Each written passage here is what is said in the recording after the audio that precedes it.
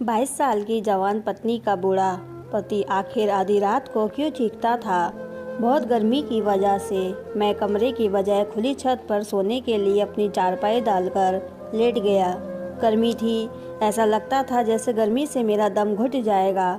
मैं उस वक्त के बारे में सोच रहा था जब मैं अपना घर छोड़कर बाबा के साथ यहाँ इस नए शहर में चला आया था। मुझे अपनी जगह लेटे लेटे काफ़ी देर हो गई थी, लेकिन मेरी आंखों से नींद कोसों दूर थी। मैं बस इधर से उधर करवटें बदल रहा था कि अचानक ही मुझे दर्दनाक चीखें सुनाई दी और मैं घबरा कर उठ बैठा। ऐसा लग रहा था जैसे कोई बहुत तकलीफ में चीख रहा हो। मैंने इधर उधर निगाह दौड़ाई, लेकिन हर तरफ सन्नाटा था। आज तो पत्ते भी हिलने से इनकार कर चुके थे। वो आवाज़ बहुत ही हल्की सुनाई दी थी। जब दोबारा आवाज़ न आई तो मुझे लगा कि शायद मुझे वहम हो गया है या गर्मी ने मुझे पागल कर दिया है। आधी रात को इंसान को ऐसे ही ख्याल आते हैं और मैं तो पहली बार इस खुली छत पर सो रहा था। लेकिन कुछ ही देर में दोबारा वही दर्दनाक चीखों की आवाज़ मेरे कानों में पड़ी तो मुझे यकीन हो गया कि ये मेरा वहम नहीं है, बल्कि वाकई कोई दर्द से चिल्ला रहा है। लेकिन कौन? और जब मैंने इस धीमी आवाज़ का एहसास किया तो मुझे पता चला कि आवाज़ हमारे पड़ोस वाले घर से आ रही है। मैं अच्छी तरह जानता था कि इस घर में कौन लोग रहते हैं, लेकिन रात के इस पहर उनके घर में इस तरह की आवाज़ें आना अजीब बात थी। मैं घबरा गया कि कहीं वह लोग किसी परेशानी में ना हो, लेकिन मेरा उनसे इतना ज़्यादा वास्ता नहीं था कि मैं मुंह उठाकर रात के इस पहर उनके घर चला जाता।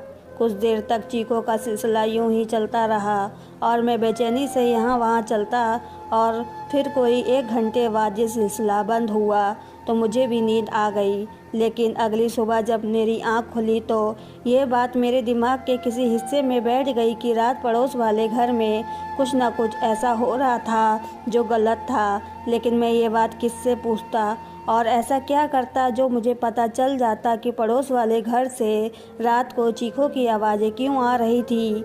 मैं उन्हीं सोचों में उलझा हुआ था कि बाबा ने मुझे हुक्म सुना दिया, जब तक हम इस शहर में हैं मुझे यहीं नौकरी करनी है और मुझे नौकरी ढूंढना शुरू कर देनी चाहिए। मैंने बाबा के आगे एक अच्छे बेटे की तरह सर झुका लिया और इसी दिन मैं नौकरी की तलाश में निकल पड़ा। लेकिन नौकरी मिलना आसान तो नहीं था। मैं जानता था कि मुझे कई रोज़ जूते घिसने थे। बाबा चाहते तो किसी अच्छी कंपनी में मेरी सिफारिश भी कर सकते थे, लेकिन मेरे बाबा बहुत ही ईमानदार और उसूलों के पक्के थे। वे सिफारिश कामों के सख्त खिलाफ थे और चाहते थे कि मैं अपनी मेहनत से ज़िंदगी में आगे बढ़ूं। बाबा ने बचपन से ही हमें ऐसी ही शिक्षा दी थी, इसलिए हमें भी बाबा की पोस्ट का फ़ायदा उठाने की आदत बिल्कुल नहीं थी। सारा दिन धूप गर्मी नौकरी के लिए परेशान होकर शाम को घर लौट रहा था कि तभी मैंने पड़ोस वाले लोगों को उनके घर से बाहर निकलते देखा। वे दोनों ही किसी बात पर मुस्कुरा रहे थे और ऐसा लग ही नहीं रहा था कि जैसे रात के वक्त उनके घर में कुछ हुआ हो। इस बात ने मुझे बहुत हैरान कर दिया था। इतना तो मैं जानता था कि ये चीखें उन्हीं के घर से आ रही थीं और इसी बुढ़े की थी जो इस वक्त मेरे सामने मौजूद था, मगर उसके चेहरे पर ना ही तकलीफ़ के आसार थे और ना ही किसी गड़बड़ के कोई आसार। तो फिर आधी रात को उसे क्या हुआ था? वे दोनों मियाँ बीवी तो मेरे लिए अजीब बनते जा रहे थे। मैं थक हारा घर में दाखिल हुआ तो हमेशा की तरह लाइट नहीं थी और गर्मी से मेरी जान जा रही थी। मैंने जैसे तैसे खाना खाया और 10 बजते ही छत पर जाकर लेट गया, लेकिन आज फिर उन्हीं चीखों की आवाज़ों ने मेरा सुकून बर्बाद कर डाला। मुझे बेचैनी हो रही थी। पता नहीं ये क्या माजरा था जो उनकी चीखें सुनाई दे रही थी, जबकि शाम को तो वह बिल्कुल अच्छे खासे नज़र आ रहे थे। किस्मत भी उन्होंने क्या खूब पाई थी। उम्र के इस हिस्से में आकर भी वो न सिर्फ तंदुरुस्त है, बल्कि बीवी भी उन्हें बहुत हसीन और कम उम्र की मिल गई थी। ऐसी बीवियां तो जवान मर्दों को भी जल्दी नहीं मिलती। जब से मुझे ये पता चला था कि 22 साल की लड़की 70 साल के बूढ़े की बीवी है, मुझे इस लड़की की किस्मत पर बहुत ही दुख होता था और उसकी किस्मत पर तरस आता था। वह लड़की तो किसी जवान और खूबसूरत इंसान को डिजर्व करती थी, लेकिन पता नहीं कैसे हालात में उसे इस बुड्ढे के साथ जोड़ दिया था। कभी कभी वह बहुत ही खामोश और गुमसुम सी दिखाई देती थी। ऐसा लगता था जैसे किसी परेशानी में हो या फिर बहुत ही मुश्किल से अपनी ज़िंदगी की गाड़ी घसीट रही हो। मैं जब भी उसे उदास और गुमसुम देखता तो सोचता कि उससे पहले पूछ लूं आखिर उसने क्या देखकर बुढ़े से शादी की थी, लेकिन फिर ये सोचकर खामोश हो जाता कि यह उनका निजी मामला है। क्या पता उसने दौलत के लिए ऐसा किया हो या फिर मोहब्बत में। जो भी था, मैं कौन होता था उसकी जाति मामले में दखल अंदाजी करने वाला। लेकिन अब इस बुढ़े की चीखों की आवाज़ मुझे बहुत ज़्यादा डिस्टर्ब कर रही थी। मैं सोच में पड़ गया था कि इस बुढ़े को आधी रात को क्या मसला हो गया था जो इस तरह से चीखता चिल्लाता है। ऐसा लगता था जैसे कोई उसके साथ ज़बरदस्ती कर रहा हो और वह दर्द से तड़प रहा हो। लेकिन उनके घर में उन दोनों मियाँ बीवी के सिवा और था ही कौन जो इस बुढ़े को कोई तकलीफ़ पहुंचाता। वह लड़की तो खुद ही इसके आगे सर झुकाए खामोश रहती थी। वह रात भी मैंने ऐसे ही सोचते जागते गुजार दी। आने वाली 2-4 रातें ये तमाशा ऐसे ही जारी रहा और जब मेरे बर्दाश्त से बाहर हुआ तो मैंने सोचा कि इस रात से पर्दा उठाकर ही रहूँगा। आखिर ये बुढ़ा आधी रात चीखे क्यों मारता है, उन्हें क्या तकलीफ़ है, जबकि मजबूर तो बेचारी उसकी बीवी है। यही सोचकर मैंने चुपके से उनके घर जाने का फ़ैसला कर लिया। वैसे भी मैं उम्र के जिस हिस्से में था वहाँ अक्सर लड़के एडवेंचर्स होते हैं और मुझे ये काम भी कोई एडवेंचर जैसा लग रहा था। हम जिस जगह रहते थे ये सोसाइटी जैसा इलाका था और यहाँ तकरीबन सारे ही घर एक जैसे बने हुए थे और सबकी छतें आपस में मिली हुई थी। ये कोई 5वीं या 6ठी रात थी जब मैं खामोशी से अपनी छत पर लांघ कर उसकी छत पर गया और दबे पांव जीना उतर कर घर के अंदर पहुंच गया। लेकिन जैसे ही मैं वहां पहुंचा, सामने का मंजर देखकर मेरे हाथ पांव कांपने लगे और ऐसा लगा जैसे किसी ने मेरे कदमों तले ज़मीन खींच ली हो। मैं सोच भी नहीं सकता था कि 22 साल की यह लड़की सब कुछ कर सकती है। इसने तो बेशर्मी की सारी हदें पार कर दी थीं और जो कुछ वहाँ हुआ था वह बताते हुए मैं शर्म से ज़मीन पर गड़ने लगा। एक बीवी कैसे अपने ही पति के साथ, ये जानकर आपके भी रोंगटे खड़े हो जाएंगे कि उस रात क्या हुआ था। मेरा नाम रोहित है, मेरे बाबा एक सरकारी अफसर हैं और कुछ न कुछ वक्त उनका तबादला होता रहता था। इस बार भी बाबा का तबादला हुआ था तो हम कानपुर पहुंच गए। नई जगह, नए लोग और नया घर। मैं उन सब चीज़ों से परेशान हो चुका था। मैं एक लड़का था और मेरे लिए अपने दोस्तों को छोड़कर बार बार जगह बदलना बहुत मुश्किल काम था। मैं उस घर में आकर सिवाय दीवारों को ताकने के कुछ नहीं कर सकता था। माँ सारा दिन मुझे घर के कामों में लगाकर रखती थी क्योंकि सारा सामान यहाँ वहाँ बिखरा पड़ा था और रात को जब मैं थक हार के कमरे में जाता तो मुझे नींद ही नहीं आती थी। हर बार ऐसा ही होता।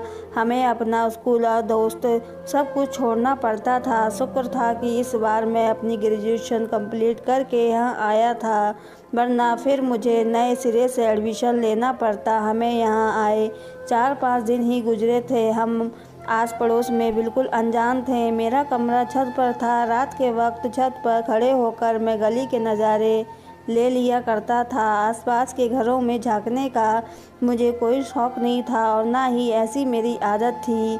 लेकिन जब से मैं आया था अपने पड़ोस में रहने वाले लोगों को देखकर कुछ हैरान था। मेरे पड़ोस वाले घर में एक 22 साल की लड़की तकरीबन 70-80 साल के आदमी के साथ रहती थी। मेरे ख्याल से वह बाप बेटी थे जो शायद तन्हा ज़िंदगी गुजार रहे थे। लेकिन रात के वक्त वह दोनों जिस तरह अपनी गाड़ी से उतरते तो मैं उनके अंदाज को देखकर हैरान रह जाता।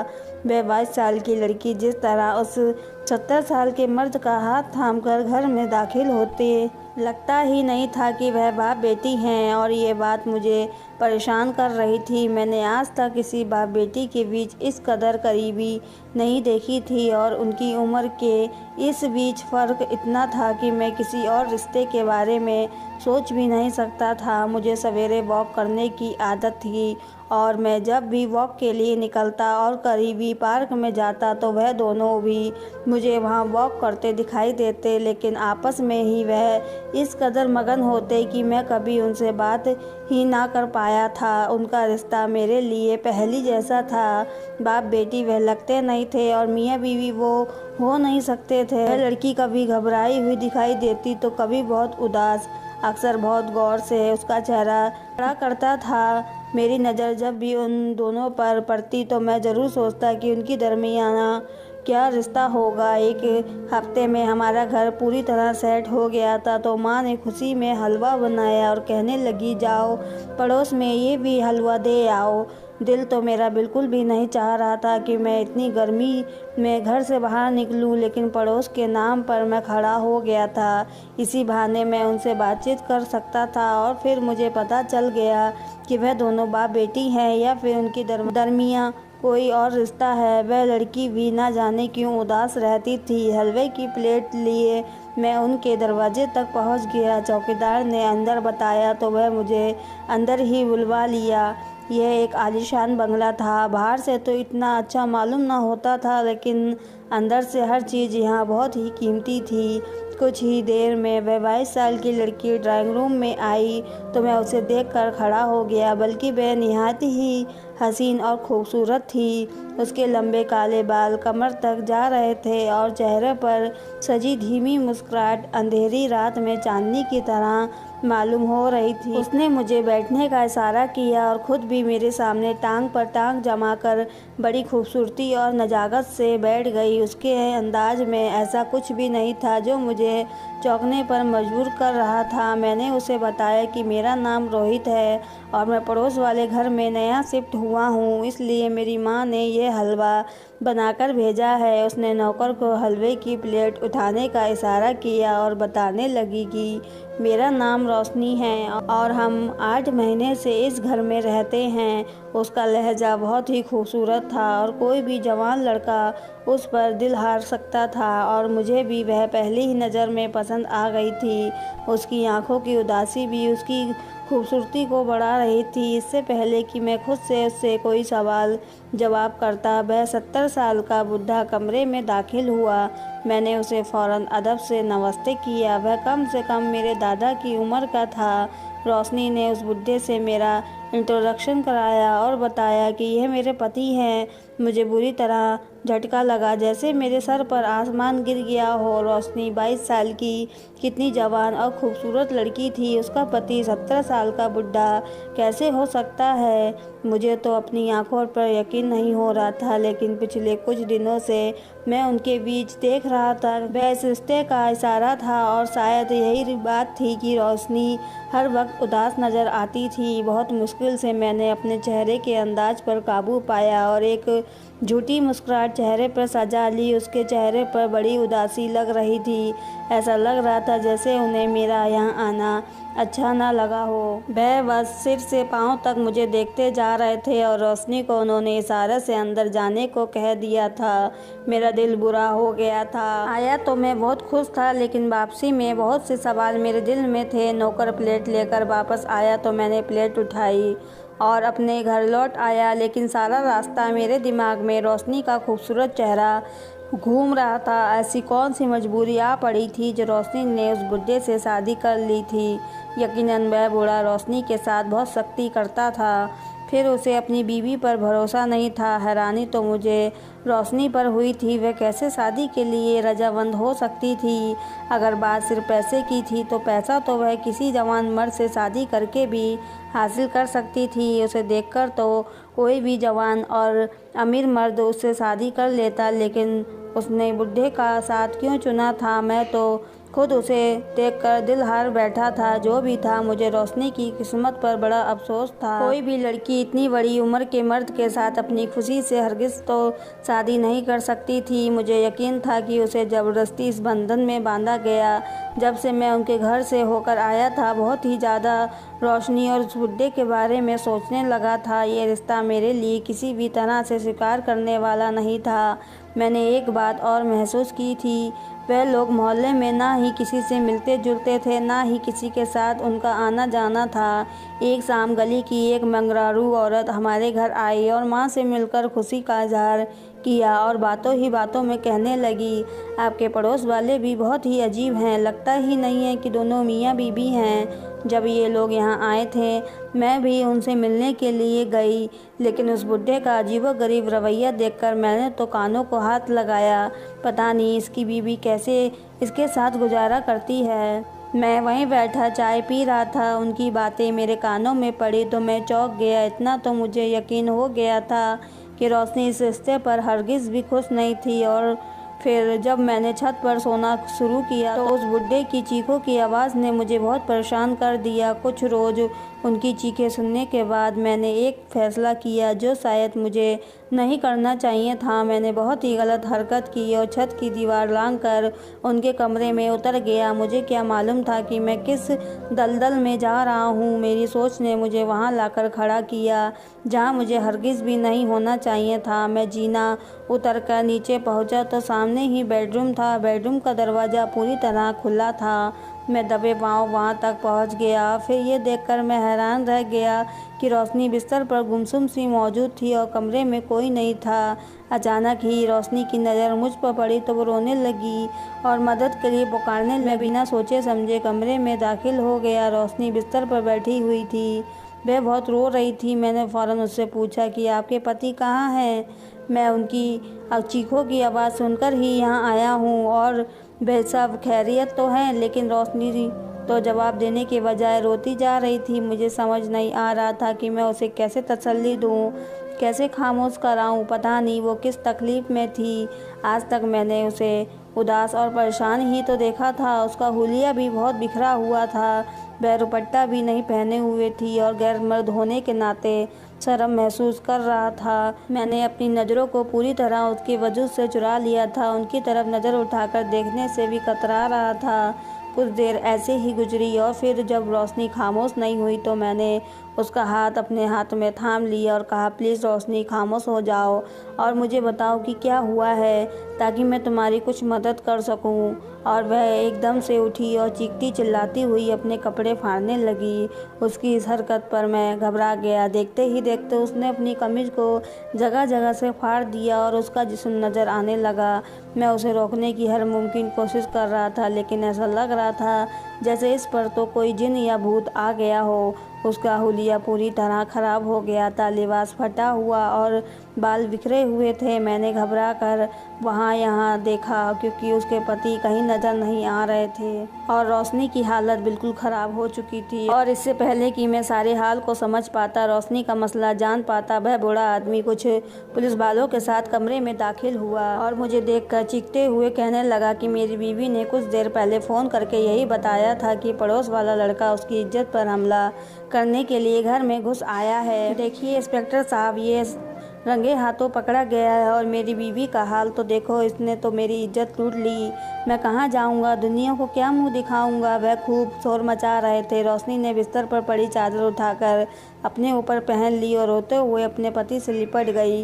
पुलिस वालों ने एक जोरदार थप्पड़ मेरे मुंह पर मार दिया और वह मेरे हाथों में हथकड़ियाँ लगाने लगे। मैं तो अभी तक सारे मामले को समझ भी नहीं पाया था। इस बूढ़े ने बहुत हंगामा कर रखा था और मुझे गालियाँ दे रहा था। और फिर रोशनी ने रोते हुए पुलिस वालों से कहा कि वह अपनी इज्जत का तमाशा नहीं बनाना चाहती और इस मामले को यहीं ख़त्म करना चाहती है। उसने अपनी इज्जत गंवाई है और इसके बदले वह जुर्माने के तौर पर मुझसे 10 लाख रुपए चाहती है। रोशनी की बात सुनकर मैं हक्का बक्का रह गया और आहिस्ता आहिस्ता मुझे हर बात समझ आती चली गई और मैंने अपना सर पकड़ लिया था कि रोशनी जैसी लड़की हवस में इस कदर अंधी हो सकती है कि अपने ही पति के साथ मिलकर ऐसा घिनौना खेल रच सकती है।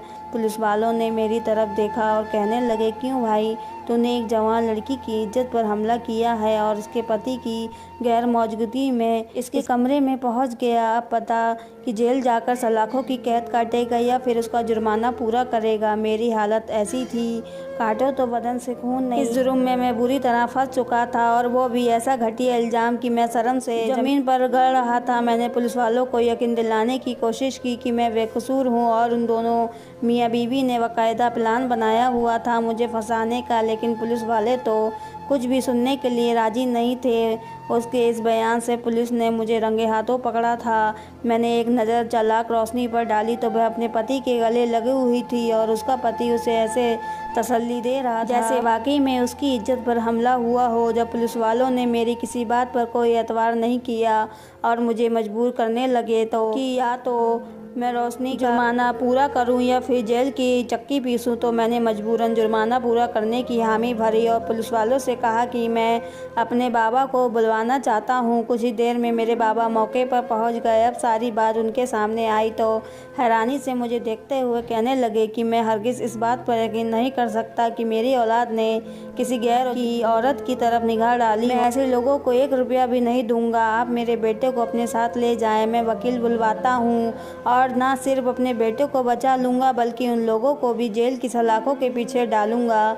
मैं कोई मामूली आदमी नहीं हूँ बल्कि एक बहुत बड़ा सरकारी अफसर हूँ। मैंने कभी अपने रुतबे का नाजायज़ इस्तेमाल नहीं किया। मैं चाहूँ तो एक फ़ोन कॉल पर इस किस्से को निपटा सकता हूँ, लेकिन हरगिज़ भी अपनी पोस्ट का फ़ायदा नहीं उठाऊंगा। मगर इसका मतलब ये बिल्कुल भी नहीं है कि उन जैसे लोग हमारी शराफत का फ़ायदा उठाएं। जब पुलिस वालों को बाबा के बारे में पता चला तो उनके लहजे में खुद व खुद इज्जत आ गई और बुढ़े और रोशनी हवा भी खुशक लगने लगी। उन दोनों ने हमें कोई आम से कोई सीधे साधे लोग समझा था जो ब्लैकमेलिंग डर के कारण किसी भी तरह 10 लाख का इंतजाम कर देते और इसलिए उन्होंने मुझे अपना निशाना बनाने का इरादा किया था। उन्हें हरगिज़ भी ये अंदाज़ा नहीं था कि मेरे बाबा इतनी अच्छी पोस्ट पर होंगे। दरअसल मेरे बाबा ने कभी भी अपने सरकारी अफसर होने पर घमंड नहीं किया था और ना ही कभी हमारे अंदाज इस बात को दिखाते थे। जब रोशनी और उसके पति को इस बात का एहसास हुआ कि वह इस बार उन्होंने गलत जगह हाथ डाला है तो वह खुद ही पुलिस वालों से कहने लगे उन्हें मुझसे कुछ भी नहीं चाहिए। लेकिन बात तो मेरी इज्जत पर आ गई थी और बाबा भी पीछे हटने वाले नहीं थे, इसलिए बाबा ने उनके खिलाफ